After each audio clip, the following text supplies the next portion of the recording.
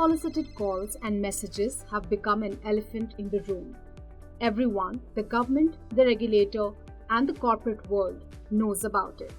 But hardly anyone, barring those at the receiving end, seems to care about it. As you step out of your bed, your phone too comes alive with rings and beeps. From real estate dealers to clothing brands, to diagnostic centers to fast food chains, everyone is vying for your attention. And just when you thought that WhatsApp was a private space out of bounds to those pesky intruders, it too has blinked. More and more promotional messages are flooding WhatsApp, and the trend has gained momentum in the last few months. According to a local circle survey, more than 1 in 2 Indians are receiving 4 or more spam messages each day, while 95% of those surveyed confirmed they received at least one spam message on WhatsApp. India is one of the biggest markets for WhatsApp, with over 550 million users, and such a large user base offers massive opportunities for brands to tap into. According to Verloop, WhatsApp messages have a 90% plus open rate in the first hour of message delivery, and brands have achieved up to 38% conversions. The traces of ad intrusions can be traced back in time a few years ago when Meta-owned WhatsApp launched WhatsApp Business in India in 2018. The platform was meant to facilitate businesses with the opportunity to connect and chat with customers directly, creating a more personal point of contact.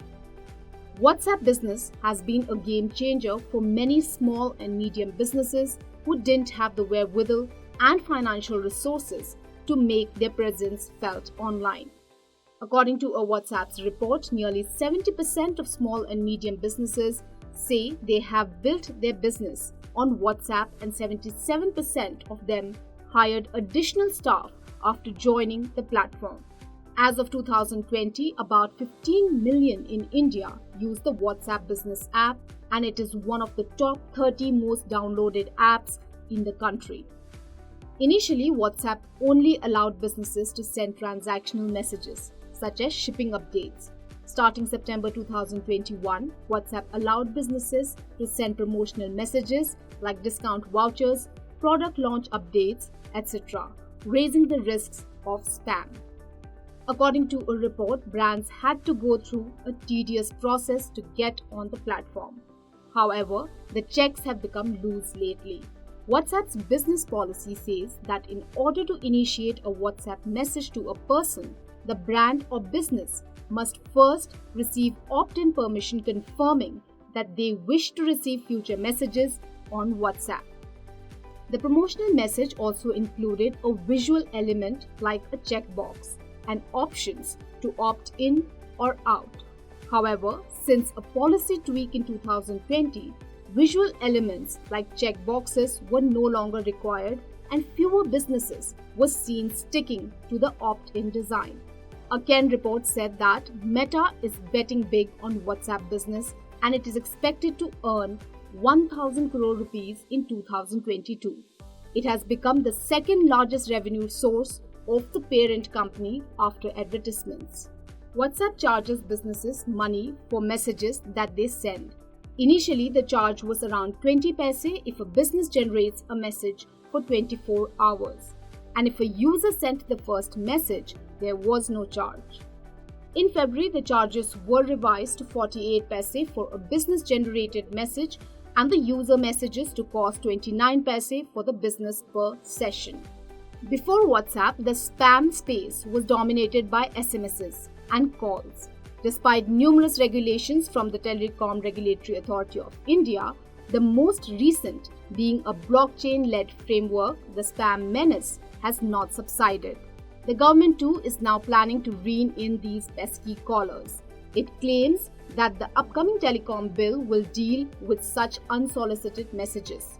Union Minister of Railways, Communications and Electronics and Information Technology, Ashwini Vaishnaw, has said that the upcoming draft bill will have Know Your Customers provisions. It will protect from unsolicited messages. But as the draft bill hangs fire, there seems to be no end to the unwanted messages. With rapidly growing WhatsApp business and aggressive monetization plans, promotional messaging is only expected to grow. Could it backfire for brands and for the platform though? Let's hear from Samit Sinha, a brand consultant. I don't think any kind of unsolicited messaging ever works. So, and eventually this misuse of the platform is also going to impact the owners of the platform.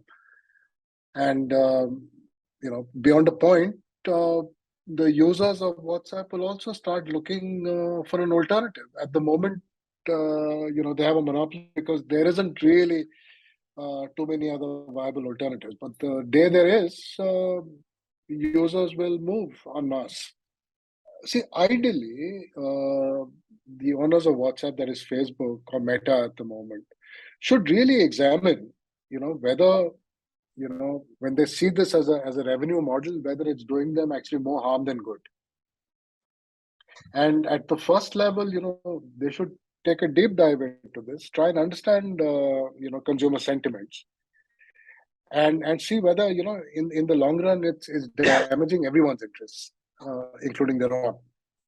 So the first level of ensuring that the consumers who've signed on to their platforms in good faith, their interests are protected from, the platform owner's point of view.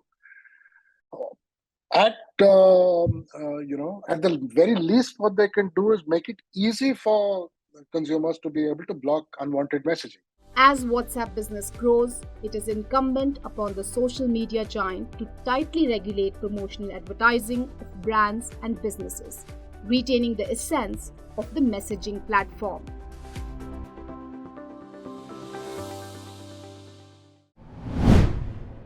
If you like this video, share it and subscribe to Business Standard.